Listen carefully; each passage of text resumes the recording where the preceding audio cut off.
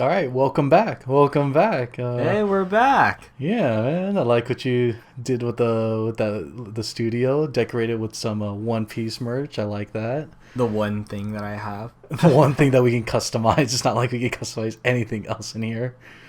But you guys get the idea. Yeah, we're still doing this. Welcome back to the Bacon Bits podcast. I'm a ton of bacon.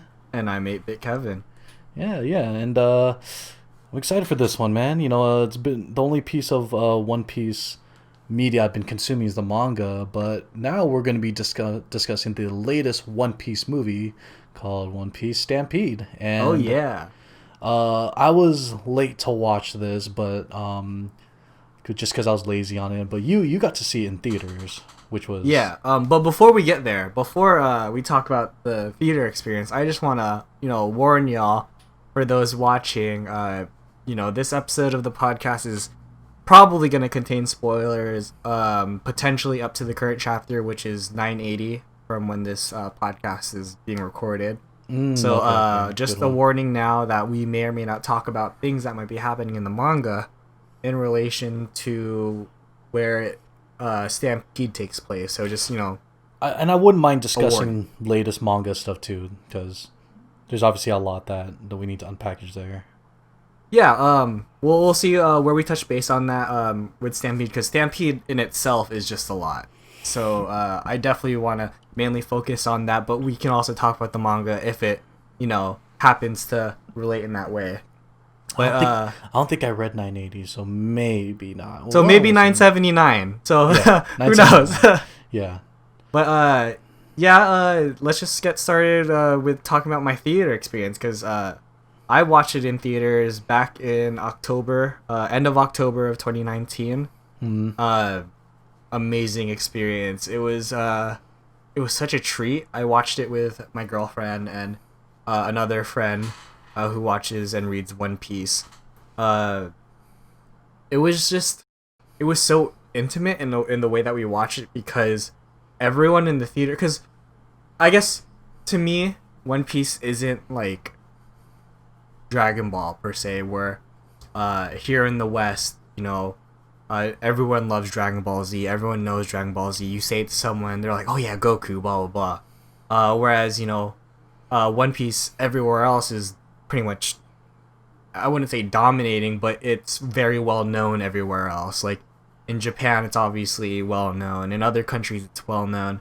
And so the reason why I say that is because in the theaters, to me, it felt like it was a bunch of passionate One Piece fans. All of the One Piece fans that have been waiting for a movie to come to the theaters to watch. And I know myself, I was waiting for it to come to theaters.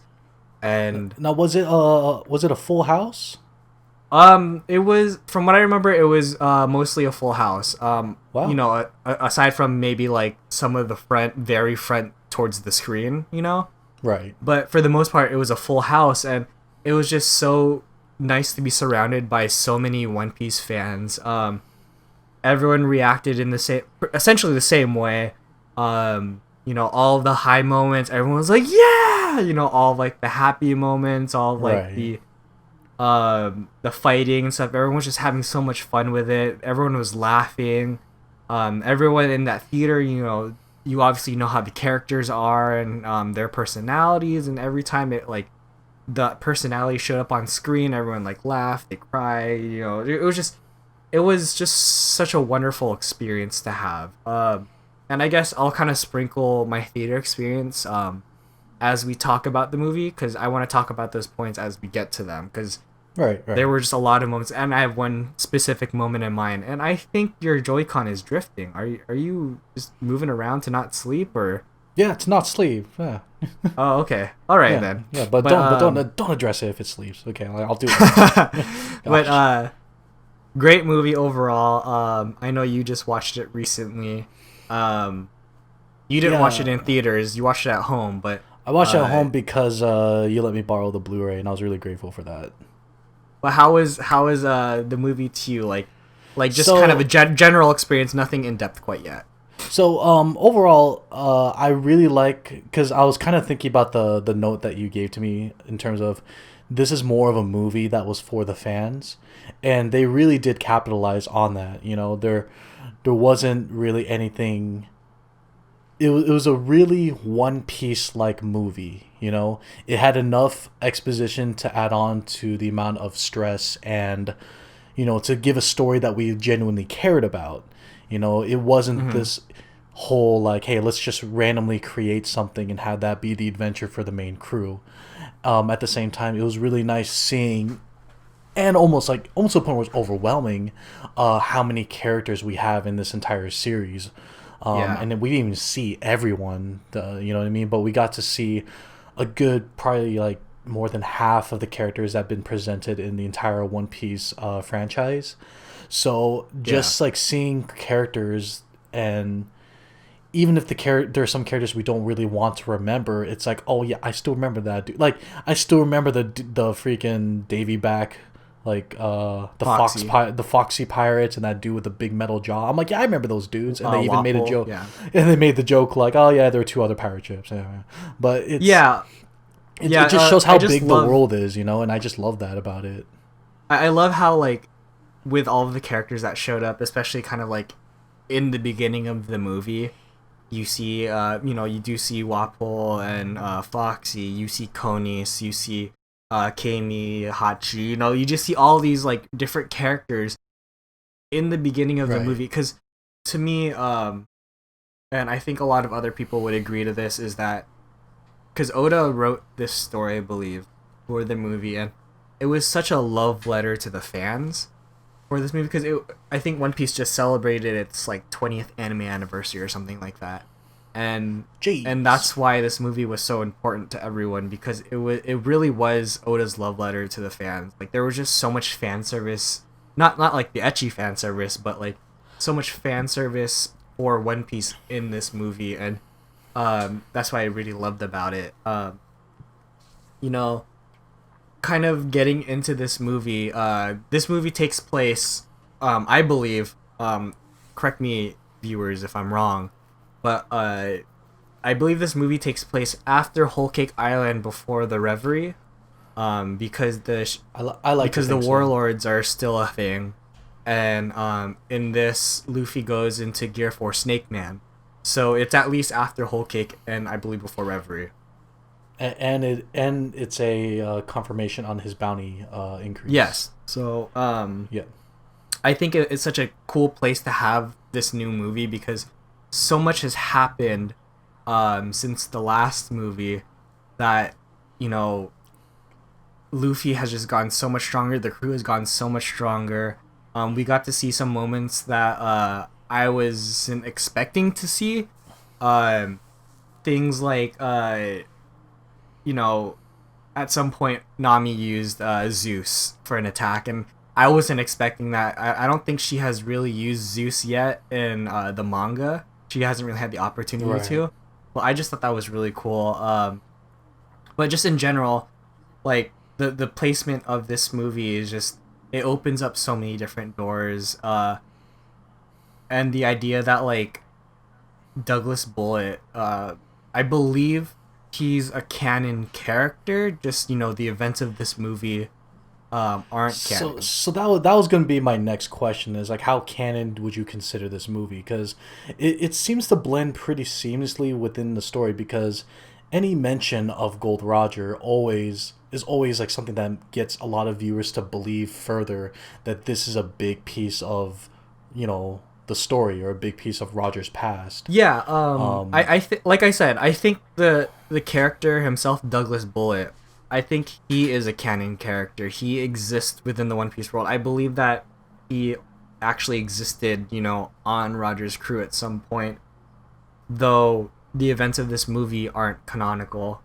Otherwise, we would have seen this at some point in the manga or the anime about, the big reveal at the end, and um right.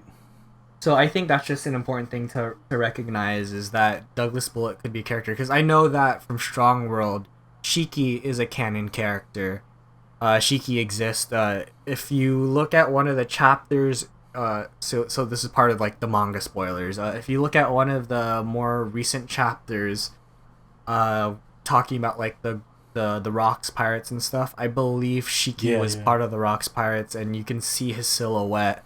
Though it's not like an official confirmation or anything. It's just kind of like people perceiving and seeing his silhouette and thinking like, oh, that's Shiki, you know. Right, right. But yeah, I think that's really cool. So what one big thing I really wanted to ask you about is one scene and that comes to mind when I think about this movie that was really hype for me and I really enjoyed.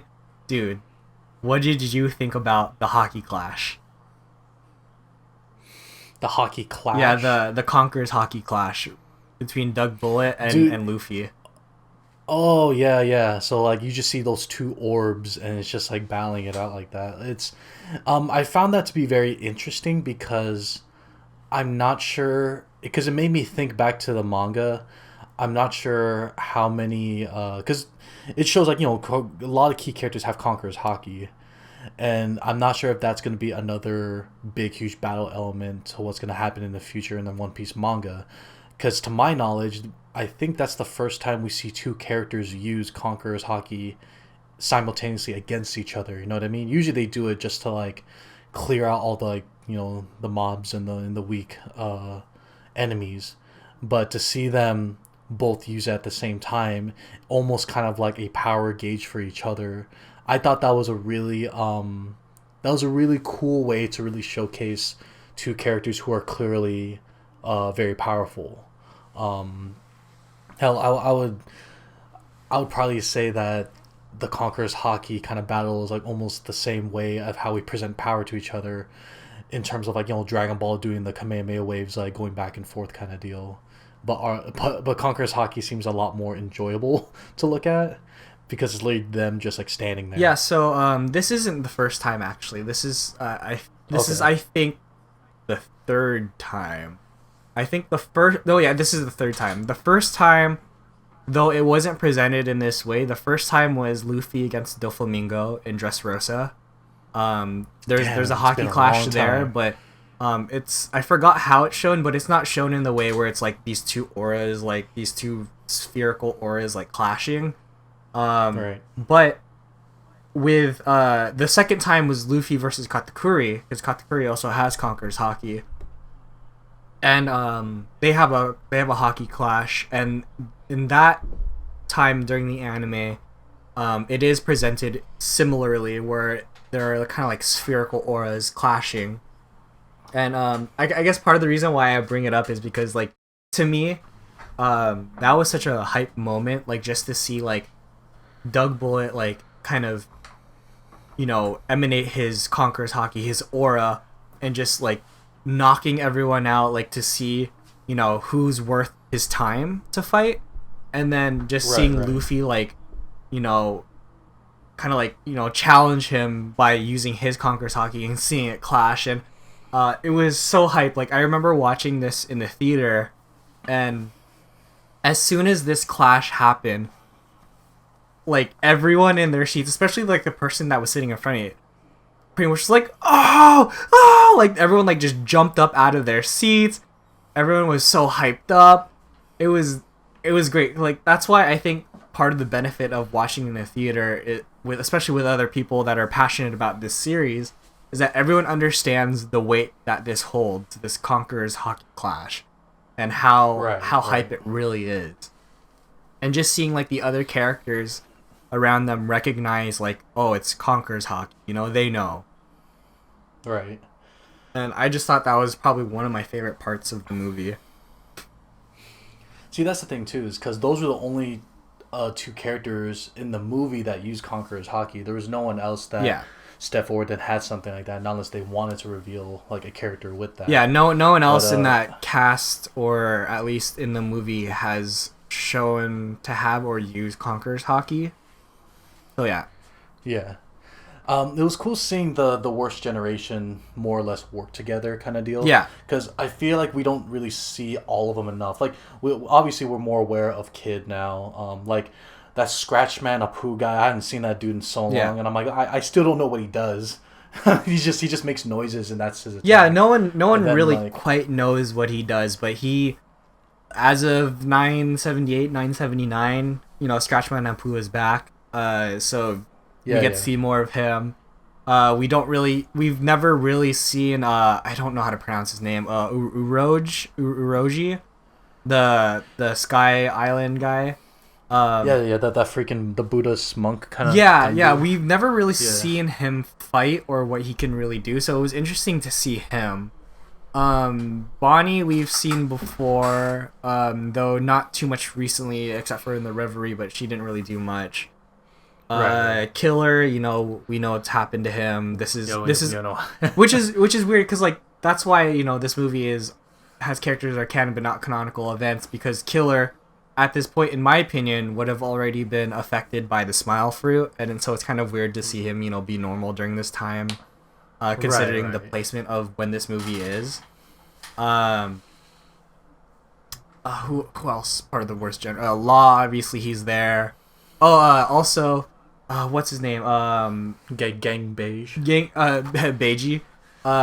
Beige. Beige. I still don't really know how to pronounce his name. I'm mostly manga, so it's hard to know everyone's pronunciations. But anyway, he shows up and he did Big Father, and like in the midst of the battle, Luffy's just like so cool. And then that was like a mech battle. And then like, we got I forgot you do that. We got Drake. X Drake. We know his status too. He's Navy. We know what he's doing. Yeah. And then the last one, I just thought of it. I blanked on it. The glutton girl, right? No, Bonnie was earlier. Oh, that's Bonnie. See, Beiji, Kid, Killer. Oh, Basil Hawkins. Basil Hawkins, like I just like how he was kind of in the beginning. He was mostly kind of on the side, kind of just like what do the cards say? There's a 40% chance. Let's just sit here and do nothing. And it was just like I thought that was pretty funny. And then like I think his I don't know what the attack is called, but like that puppet that he uses. Yeah, the giant like voodoo puppet. Yeah, the voodoo straw puppet thingy. I think that thing is so cool, and I don't know, it just it gives me vibes off of in Naruto, how the puppets kind of like the chattering. I always expected to do that. Right. But it was really cool that they got to, obviously they weren't working together, but they had like a common enemy kind of deal. But it's obvious that Luffy's the one that stands out from like the worst generation. It's just, but they had to give him. I always like to laugh about that when it comes to these big shonen movies coming together. It's like, okay, every character needs a highlight moment of some sort, or like needs to be involved in some way. But we know who this is really about, kind of deal. Yeah, exactly. Then again, there were times where like there were a few characters I'm like, oh man, I want to see more of him, kind of deal. But like I want to see more of like Law, but like Law did what he does best, and he's just like the most focused one in terms of trying to get things done, kind of deal. Yeah. Like I wasn't surprised that he appeared out of nowhere and he's already hurt. I'm like, okay, you always know what's going on, so like I'm not surprised you're hurt at this point. And it's just the beginning. Yeah, he was off doing his own thing before for this festival. He plays a big part of it. Like I just think that like it's cool that him and Luffy still have like this alliance, and like no matter what, regardless of Law kind of being like, I have to team up with you again, but I think Law kind of appreciates that he can rely on Luffy and the crew. I think that's really cool. They have past successes, which helps. Yeah. How'd you feel about Buena Vista? Like I think to me Buena Vista, I just think it's funny because like I don't think we've seen a member of the Long Leg tribe or whatever, or those people before this movie, but I just thought it was funny to me, like the idea of like, there are long arm people, so that implies the existence of a long leg people, and Buena Vista, I believe, is one of them. And I just think his design is just so funny to me. Like every time Buena Vista moved or did something, it just, the way that he moved and carried himself was just kind of really funny to look at, I think that was the kind of point they were trying to make with him. He's like a sporadically, like they're trying to make kind of a maniac type character kind of deal, which like that fits perfectly in One Piece because there's so many different types of enemies with so many different demeanors. I guess I can't really put my finger on like someone in One Piece that we've already encountered that had such a cynical type of mindset kind of deal. But him, he's because of his goal and all that stuff, and being known as the pirate who could throw the best festivals and parties and stuff like that. It kind of made sense for him to have a personality that's really kind of like a clown like personality, you know, like kicking things over, like bashing people on the head, like while celebrating inside his cockpit area. And I'm just like, oh yeah, this is what a madman looks like. And that shows even more as towards the end of the movie how much of a madman he was, with this whole goal of trying to surpass Roger, even though he doesn't really consider himself like, I mean, like, I guess he is a pirate technically. He's just like a pirate with like a different agenda kind of deal. Yeah, his goal wasn't necessarily to find One Piece. His goal was to like have the key to finding One Piece, hold it hostage, and create a new, like, end the Great Pirate era and start a new era where you know, he has the power and people want the thing from him, so he's gonna, you know, again, hold it hostage so that if people want to find out where One Piece is, they have to go through him. Right. And just watch people just kill each other for it, you know? Exactly. Because I'm pretty sure, because he wanted that feeling, because like when Roger announced One Piece and then his treasure, that obviously just made people go mad and just like, we need to go out now. And then all these alliances were made, all these pirate crews started, and like the whole world went haywire. Yeah. He basically wanted to do the same thing, but turn the whole world against each other kind of deal, or against him. But either way, it didn't matter, just because he had Douglas Bullet on his side, and I say that with quotations.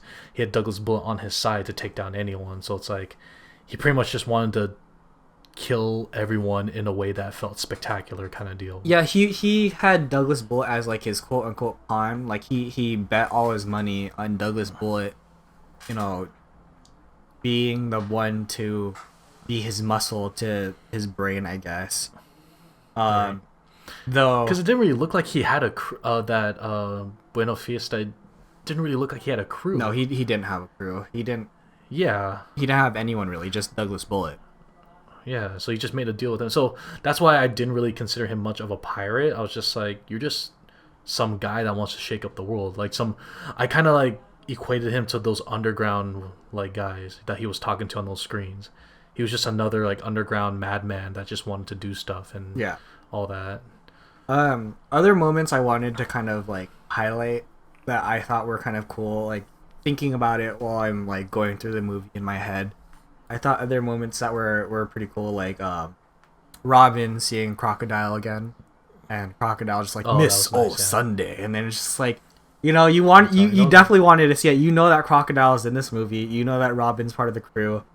You want to see them interact again, and I thought it was really cool to see that little portion of interaction. You know, just to like, you can't just have them both in the movie and not have them interact. If they left it like that, I probably would just been like, you know, was a missed opportunity. Right. Also, in terms of like relating to like Robin's past and all that, I haven't heard the term Buster Call in a very long time. Yeah. Like, it's almost to the point where like we forgot that that's a thing. Obviously, seeing Robin react to that news was really important because Robin and she knows the power of that. Yeah.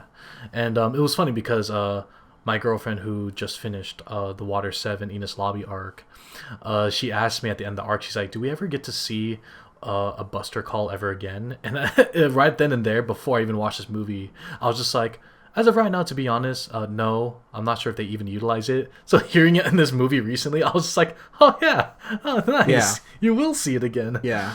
And so I thought that was really really cool that they involved that part. Oh, I see what you mean by Robin understanding what it means, because Robin's been through 2 Buster Calls now.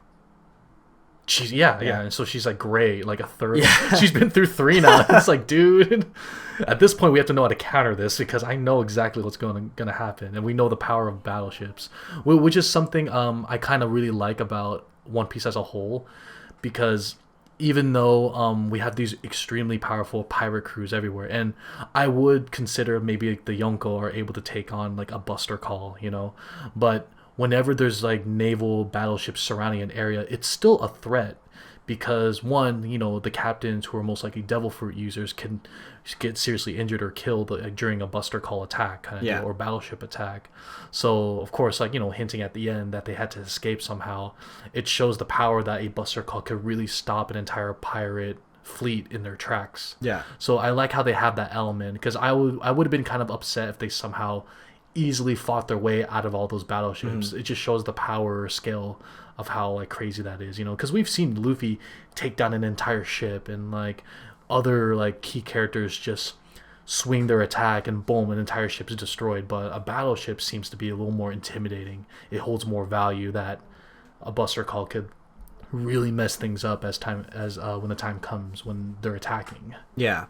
Also another moment I wanted to bring up, because I have several that I wanted to gloss on and see your thoughts on. Oh yeah, keep going. One of them was the idea of how much Sanji and Zorro have gotten stronger.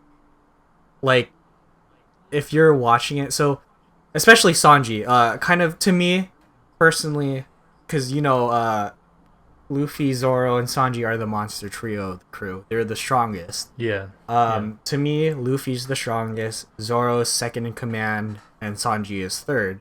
Agreed. I think most people would agree to Luffy being captain, Zorro being vice captain, and Sanji kind of being in the third spot.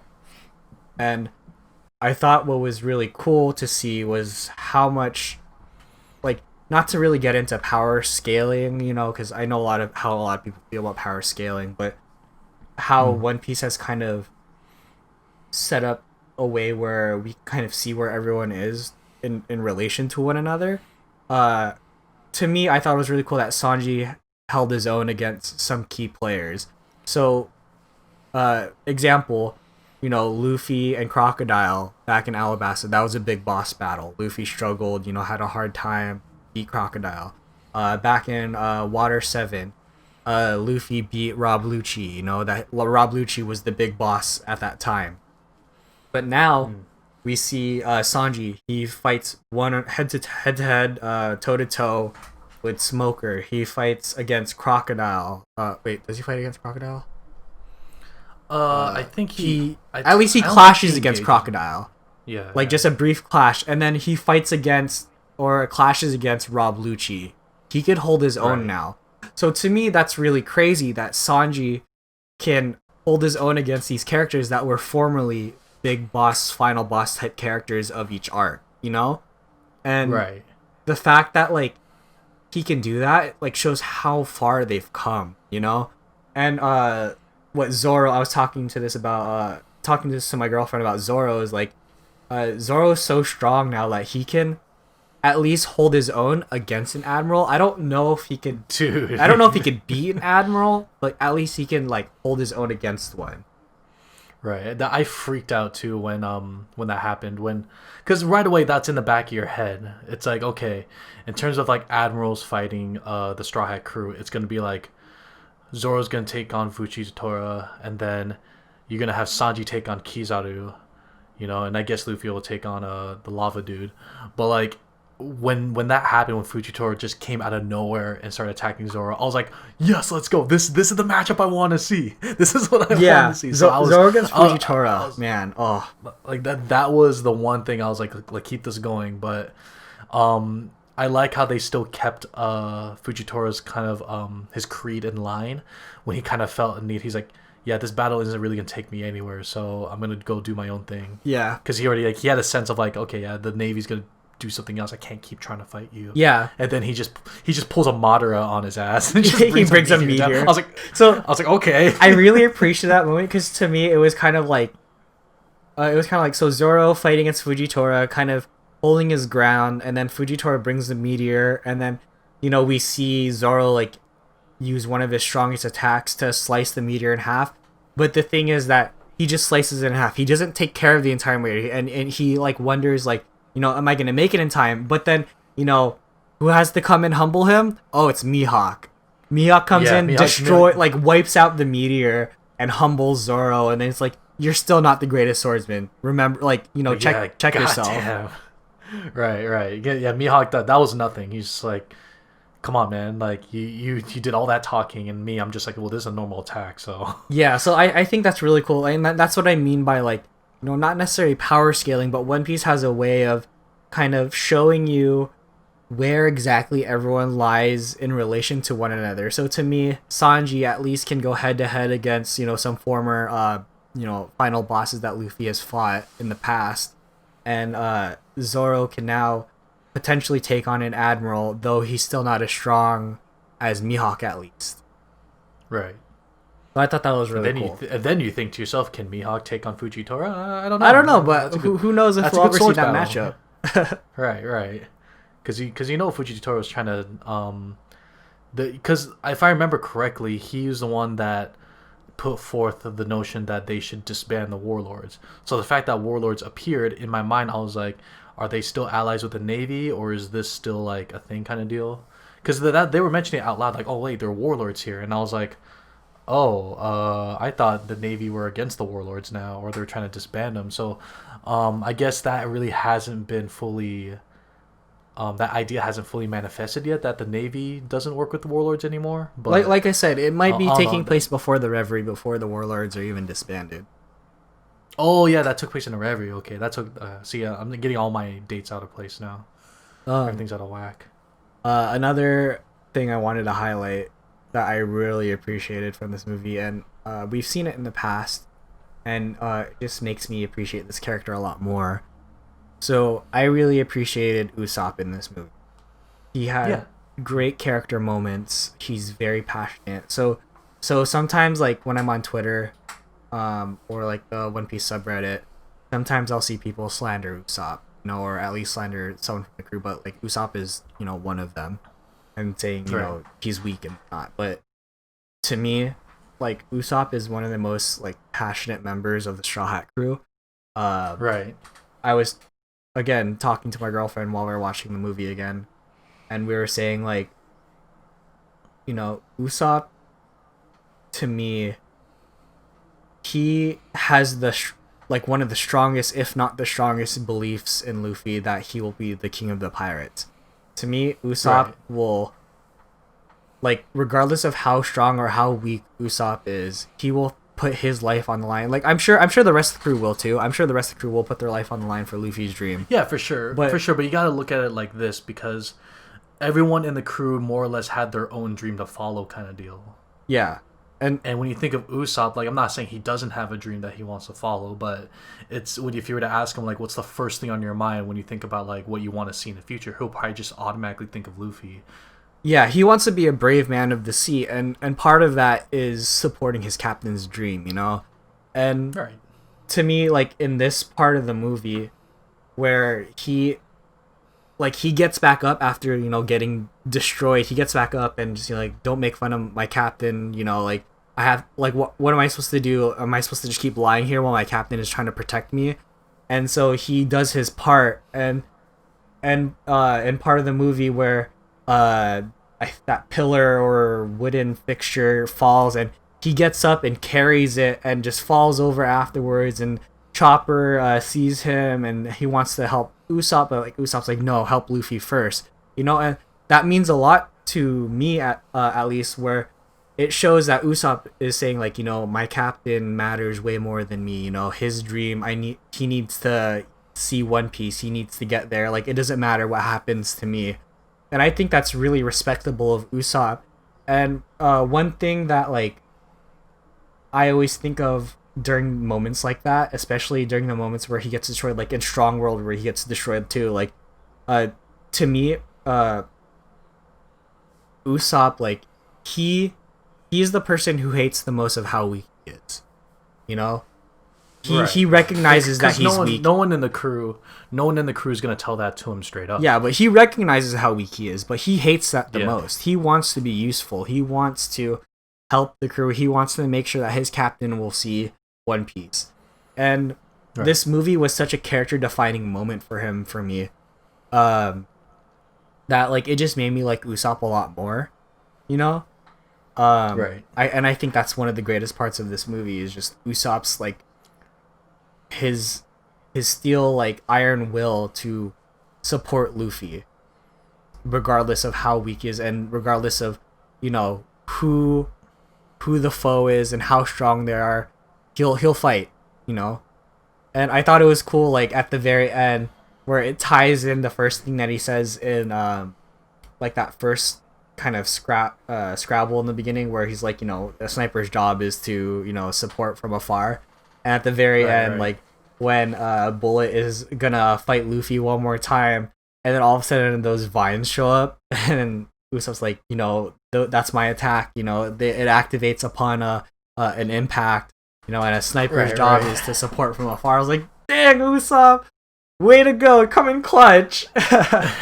All according to Keikaku. Yeah, he called it. That was like another no, I really like that too, because the thing is that he, you know, is probably going through his head is the fact that being weak, it makes him a liability.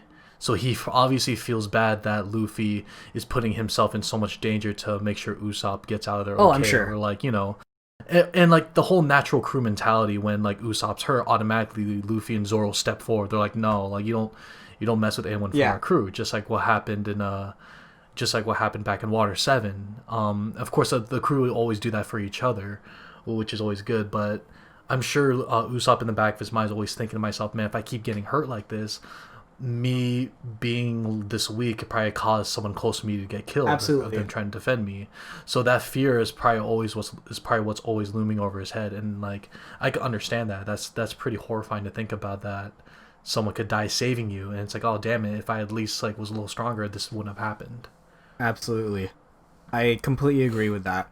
Yeah. I want to bring up at least one more moment that kind of I wanted to highlight, was like the I just think it was really funny where it's just the whole group, this ragtag group of people. We got Smoker, Sabo, Luffy, Boa, Buggy, Law, you know, like just all of them teaming up together. And I just thought it was interesting that, you know, Oda kind of went in that direction, like a ragtag group of people, just not the same at all, but getting together to fight a common enemy. Right. I thought that was really interesting. I mean, that they mentioned that, like, even Bueno Fiesta was like, huh, interesting. A Navy dog, a warlord, a pirate, and a revolutionary warrior, like, all teaming up. It's like, these are all different directions of, like, different groups of people that are obviously not allies, kind of deal. And, like, now you're all fighting together. Interesting. I'm just like, yeah, that is interesting, because you would think it'd be, like, the Straw Hat crew that takes them on, or you would think it'd be, like, a bulk of the Navy that would take them on. But it's like, no, it's whoever was on hand to help fight, you know. And but the crazy thing is, all these people have such a strong relationship with Luffy, you know. They're all tied to him in some way. Right. And I think that's super cool, especially how they keep repeating it, like when Bueno Fiesta was like defeated by Sabo so easily. He's just like, for some reason, Luffy's able to bring these people together and draw them closer and have them like band together. And like, it's like kind of true, like for some reason, like Luffy just has that charm to like allow people to come together, and or at least believe in him, you know. Like no other character to our knowledge in One Piece has that kind of charisma. Yeah, I mean, I think it goes with the whole like main character thing, you know. Main characters all have that ability to draw people together, but you know, in this instance, you know, it's Luffy. And I thought it was really cool to see that whole group together, especially, you know, like we haven't seen Boa in a while. We haven't really seen Smoker in a while either. And just seeing, like, to me, Sabo is kind of just like, he just kind of shows up. At least in Film Gold, he kind of just showed up at the very end and didn't do anything. At least in this movie, he had, you know, at least some importance. And I thought that was really I had cool. a feeling he was going to be there, because I remember seeing his partner somewhere in the crowd during the beginning. Oh, Koala, yeah. She's like walking through the festival. In my mind, I was like, I'm pretty sure if she's here, Sabo's somewhere in here. And I'm not surprised the Revolutionary Army is involved in something this big. So let's see where this goes. And when I saw him, I was like, oh, I knew it. Nice. Something I thought that was really funny with this group is like, regardless of what happens, you can always count on Law to make a plan and for Luffy to fuck it up. I'm sure at this point, Law takes account of Luffy muffing it up. Oh, wait till you read 980. You'll see. Oh, damn like it. I think it ties in with Damn. 975, 980. Like you just. Well, I remember what happened in 979, and in my mind, I'm like, okay, something's gonna happen. Yeah. So I'll read that right after this. I just think it's hilarious. Like Law is always the one to come up with a plan. You know, have this idea like, okay, we're gonna do this, but in the middle of like either making the plan, explaining the plan, or executing the plan, Luffy goes off the rails. Like, you know, I'm just gonna fucking fight him. And then it's like, no, you're gonna put yourself in a worse position than we are now. But you know, regardless of what happens, it works out. Like Law has to work around it and figure something else out. And you know, I feel for Law. Like it's so hard to make a plan and like think it's gonna work, and then someone just decides to go off on their own. Like even Bo went off on her own. Like how mad she was when Luffy got like, you know, hit twice, and she went off away from the plan. I freaking adore her, but I didn't think she had what it takes to even make a dent in that giant golem. But when she did, I was like, oh, okay, you do got something in you. You think that matters to her? Yeah, I know it doesn't matter. Because when she was running towards her, I was like, oh, she's mad, but what are you going to do? Use your love beam? And then when she kicked him, I was like, oh, okay, never mind. You proved me wrong. Yo, she got strong legs, though. I know. I love thick, strong legs, man. Yes. I love this. Are there any big moments that in the movie that you wanted to highlight? Because I highlighted like 3, so I don't want to take up all the time just for my moments. There were like the smaller moments is what always gave me chills. I like how they, you know, for me, I was a big like I can't think of the word, but I was very cautious of this whole like Gold Roger's treasure, because of course that's how Oda kind of gets us to kind of lean in our seats, like, hey, this is something Gold Roger related, because anything that relates to him I'm automatically interested. You know, that's all they had to say was, hey, this is Gold Roger's treasure. And when they end up saying like, oh, this is One Piece, I was like, that's not One Piece, this is a movie. That's a stretch, man. But then when they finally revealed what's in the box, and I read it said Laugh Tale on the log post, I was like, no, and I got chills. I was like, no, that's not right. That's not right. That shouldn't exist. And then it kind of made sense why everyone was just like trying to get their hands on it. Because I was not a believer at all. I was like, there's no way One Piece is in that little box, or maybe it's some sort of note that says something. But I was like, oh, that did not register in my head that it'd be a log pose. Yeah, the eternal pose to Laugh Tale. Yeah, and I was like, no way. And so, but unsurprisingly, seeing Luffy break it that wasn't surprising to me, because I felt like in my mind it was gonna get destroyed one way or another, and having it be destroyed by Luffy was very appropriate, because, you know, like he doesn't want any hints. He wants to find it the real way. Yeah. You know, he made that same note of that back when he first met Rayleigh at the arpeggio. I was just about to say that. Yeah, because Usopp's like, dude, you could tell us, Rayleigh, and then he's like, no, like that's not how we do. Yeah, things. he's like, I'll quit right now if you tell me. Yeah, I was like, Jesus. So Luffy has as erratic he is, like he does have his like priorities straight.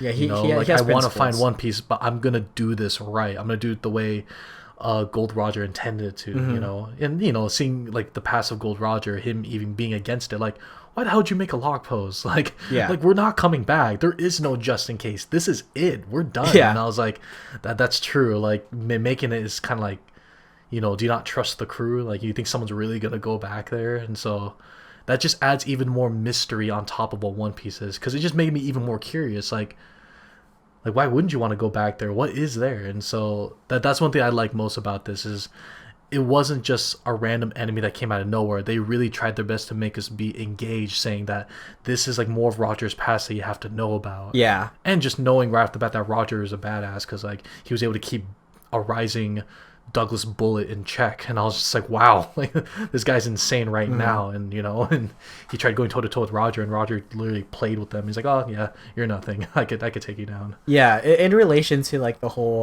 Luffy breaking the log pose, I remember watching it, and just in that moment, like, you know, Luffy sees it, and I feel like you're kind of just watching the movie. You don't really think much about it, and then once he breaks it, you're just like, in the moment that he breaks it, you're just like, oh, I didn't even think about breaking it, but like the fact that he broke it, it makes sense, like you said. It's very in Right. character for Luffy to do that. And connecting back to what you said about the whole Rayleigh thing, you know, like Usopp saying, you know, like, why don't you just tell us? It makes sense that Usopp now knows, like, Usopp has learned since then. And at the end of the movie, he says, like, you know, it doesn't surprise me that Luffy did that. And Right. I think that's a nice kind of, I don't know if that was an intentional callback to it, but that was a nice callback in a way where Usopp already knows that Luffy, you know, if there was a shortcut, Luffy's not going to take it. Luffy wants the adventure. He wants to be on this adventure with his friends, and he wants to find One Piece the right way, like you said. Right. It shows Usopp always remembers, and he's grown, and of course the whole crew most likely understands that as well. So if there are any other hints to One Piece, of course the crew's going to be like, oh, my captain's not going to care about that. Yeah, he wants to find it the right way. Right. Let's see. So in terms of like the entire battle with Douglas Bullet, it was, I thought the character overall of Douglas Bullet was pretty. It was on the fence of being like generic kind of deal, but the way they built up on why he's like that made sense kind of deal. You know, trying to be the strongest and being the total opposite of Luffy, saying like, you know, I don't have a crew, I don't have anyone, I'm just gonna be number one and king of the pirates. And like, I love how Luffy highlighted saying like, how the hell are you gonna be king of the pirates when you have no one to celebrate with? You have, who are you gonna party with? That whole final battle. Like, yeah, and when he said that, I was like, yeah, dude, like when you're king of the pirates and you're alone, like that's so sad, you know? Like, what's the point of being the best when there's no one there to be there with you? And so that really made me think about how important it is for not only Luffy, but for his entire crew to be there when he finds One Piece, you know? That it's those things that make you really put in perspective on how this journey literally is, like, for the entire crew. And, of course, for Luffy's unneeded fleet. Shout out to Bartolomeo still being there and the Cavendish. Best support he can. Yeah, and Cavendish, who like got his worst wish, which was he was never the highlight ever. he was like, I'm gonna be the center of all this. I'm like, no, you're not. Nice try, though. But I love Bartolomeo's ship. It's like a Luffy thing, and even Nami's like, what the heck is that? It's like, dude, we're your fan club, man. We got you. So I just love how they're still there. They're still supporting him. Yeah. Final battle wise, to me, I like the idea of the group working together, but I kind of hope that there's a different way for Luffy to win a fight other than, you know, let's make an even bigger fist. And, well, I enjoyed that. I mean, it was right, cool. Right. It was still very enjoyable, but I kind of want to see something different because, like, watching. I think recently I watched. Was it Strong World? Where Luffy just he uses a giant foot to defeat Shiki. Yeah. And then now we have Luffy using the King Kong gun. I was like, dang. Yeah. I mean, it was still very cool, but it was just another bigger body part. So basically, the next body part's gonna be like his head. He's gonna use his head to headbutt a giant. I don't know. We'll see. Well, I mean, what else can you do with rubber? Like I would have also. I mean, the creativity with Luffy's attacks is still like it still always catches me off guard because you forget he knows hockey, armament hockey. Yeah. And he's able to combine that with heat, like his Red Hawk attack and his Gigante attack. So it keeps it like it just shows that hey, he knows all of these and he's incorporating them in the proper way. Is what I like most about his way of fighting. Yeah, and you know, I kind of half wanted to see Snake Man again, but I guess I could see why you know using the other form was more appropriate. And it's not gonna work against that big thing. I didn't understand the dude's devil fruit. Honestly, it was just okay. He combines with material, and I'm like, wait, don't we already have that guy? Eustace, what are you doing? I think Kid's more. Is it more of a magnet fruit? Yeah, it's like magnets, right? Yeah, but then him, it's like, oh, I combined with all these materials, and he just continually got bigger and bigger. Bullet combines and transforms the materials, from my understanding. Right. So I can see the confusion because Eustace literally just makes like a big fist with metal. Yeah. Because like I thought, because he described the first clang first. I guess like whatever is raw material in any setting could be combined and like melted by him, and I'm like, okay. Like that's the only thing I was just a little weirded out by, because I didn't think Douglas was gonna have a devil fruit in him. I thought he was just raw power. Yeah, and not to mention, he doesn't just have his devil fruit; he has it awakened. You know, he was able to expand further on that, and that kind of brings on the whole idea of like, you know, what happens if, and that's a big if, Luffy's devil fruit awakens too. Like, what can he do?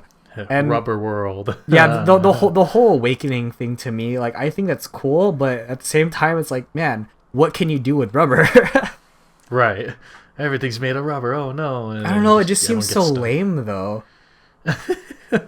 I mean, like, it's Luffy. He'll think of something funny and creative to do. Yeah, I don't know. We'll see. We'll see what Oda does. But Right. yeah, just introducing the idea of awakening devil fruits. I mean, I'm sure this isn't the first time, right? I think there's other moments I can't recall off the top of my head, but I just think the idea of Luffy awakening his devil fruit with the idea of turning things to rubber is kind of weird.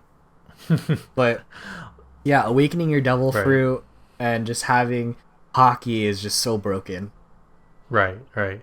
I think another thing I liked about this movie that was omitted was the fact that there were no other Yonkos involved in this thing. Yeah, because that would have been too much. Because it would have been too much, but it also kind of highlights how the Yonko operate. Because I like to think that with this whole big festival, everyone coming together, and the secret to One Piece is probably there.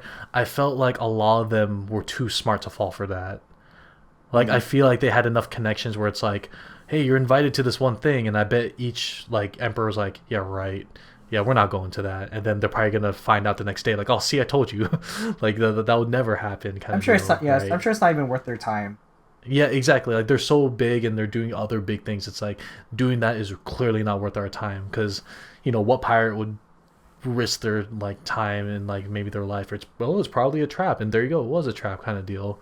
So, like, I think it would have been too much if like, you see, like, Shanks, like, come in. And I was just like, oh, jeez. Like, you know, like, we have these guys and... I don't know, maybe like Kaido versus Bullet would have been cool, but like in my mind I was like, nah, let's just, at that point we should save that kind of matchup for like the manga kind of deal. Yeah, I mean, it would have been interesting to see like Shanks or someone show up, but we did see Blackbeard in the beginning. Yeah, and I like how they did connect that whole scene of like all the gentlemen like just killing each other. Yeah, we got to see kind of some. I feel like this part is canonical, where like Blackbeard is like recruiting his crewmates through Impel Down. Yeah. Like, I think that's a really cool way to see it. Like, he's like, yeah, whoever survives in the end can join my crew. And then like he just sees Douglas Bullet. He's like, no, let's just leave him. He's too strong. Like, we already know. Even with how crazy he was, even in his mind, he's like, nah, I don't think I should. Yeah. I don't think I should mess with this dude. Exactly. So that just shows how like crazy Douglas Bullet was, and I was kind of glad we didn't see Blackbeard anymore, because I felt like that would just like imbalanced everything in the entire movie. Pretty much, yeah. Like, overall, pretty dope movie. Obviously, the big payoff at the end when they're trying to escape, thanks to Sabo and his quick thinking with that whole illusionary girl. God, that fan service! Oh my god! So I know. So really quick, the illusion girl, the Viso fruit girl, that's Anne, and she's from the One Piece live shows. Oh. So it's cool that she makes an appearance in a movie for the first. This is her first anime appearance, I believe. And I remember going to Japan and watching the Marionette live show, and she's there, and I thought that was really cool. But yeah, continuing on with that, you know, we see Ace. Yeah. I was so happy. I teared up, actually. I was like, oh god, he's still with us. Oh yeah, god. very so fan sad. servicey. Yeah. So I thought that was really cool how but again, going off of that, like, that they didn't really try to take on all the battleships. They just had an escape route kind of deal. Yeah. And it just ends right there. In my mind, I'm like, did the battleships like attack whatever's on the island, or what, everyone escaped? So no, just don't question it. Don't question it. How can I not question it? But yeah, and hearing like Gold Roger and all that stuff was talking about his future son will find One Piece and all that, and I was just like, wow, like he really had a firm belief that his son would find it, kind of deal, which was pretty cool, you know. Yeah. But I don't know. There's already other things I could really think off the top of my head that I could mention about the movie. Oh, I obviously I love movie outfits, and I love Nami's outfit the most, like the orange overalls. I was like, yeah, like it. Yeah, the outfits are really great. I like Rook's first outfit where it's like summer bod or summer body because he doesn't have one. Yeah. And then oh yeah, and I like Chopper's camouflaged pink hat. I was like, oh, that's adorable looking. Where does this rank to you with the One Piece movies if you've seen the other ones? The only other ones I saw was Gold and Strong World. Mm-hmm. In all honesty, yeah, this one does rank at the very top for me now. Yeah. Because like I like you said, it's like a movie really for the fans, and that's how excited I was. Like, it really was like a way to really celebrate how great, you know, One Piece was. The other two movies I watched, Gold and Strong World, they're really good for sure. But I can't put a number on any of them right now. But as it stands, the Stampede's now at number one for me for all movies. Yeah, I really enjoy Stampede, and I think it's probably my favorite One Piece movie, just with how much fan service and what we've seen in the movie and what it's given us, and those character moments. But that's the thing now. Like, how do you top this one now? I'm sure they'll find a way. Jesus. Or maybe the next movie is like the finale. Like, this is it. Oh no! The final episode is like a 2.5 hour movie of like all taking place on Laugh Tale. That'd be kind of dope, honestly. Yeah, that'd be one hell of a way to end it. But yeah. You got any other final thought? Nothing. No, nothing else.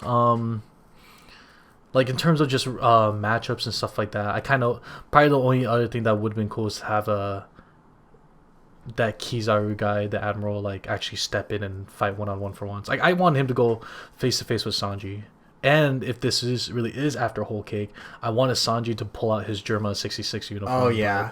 Yeah, I guess he could kind of say he still was like against using it at that time if we're talking that early out of Whole Cake, so that did make sense. But in my mind, I'm like, oh, if he pulled it out there, that would have been really cool. Yeah. I think my final thoughts are just, you know, I can't wait to see what comes out of this. You know, like if we get to see more of these, you know, Roger or Rock's pirates type of people in these movies, and seeing how they tie in some way, you know, again, non-canonical events but canonical characters, and seeing how they show up in the manga, if they do, or in the anime. If they do, yeah. And you know, I just enjoy seeing the crew get a lot stronger. So those moments like Sanji being able to fight against the other characters like Rob Lucci was very exciting. So I want to see more of that. But yeah, I guess that's really it for this episode of Bacon Bits podcast. Hey, you know, give us a listen on Spotify. We're on Spotify now. Yeah, woo! Look up ManimeTV's Bacon Bits podcast. We'll be there. All the episodes should be there on right now. This episode will be there. I mean, if you're listening to it now on Spotify, then yeah, you already know it's on Spotify. Yeah, we'll have more on the way. We're trying to plan more. Yep, and definitely give us a follow on Twitter. Subscribe to us on YouTube. Follow us on Instagram, our social medias, whatnot. My social media is Bacon social medias. They should all be at the bottom. But yeah. Alright, go read and watch more One Piece, guys. Bye! Later.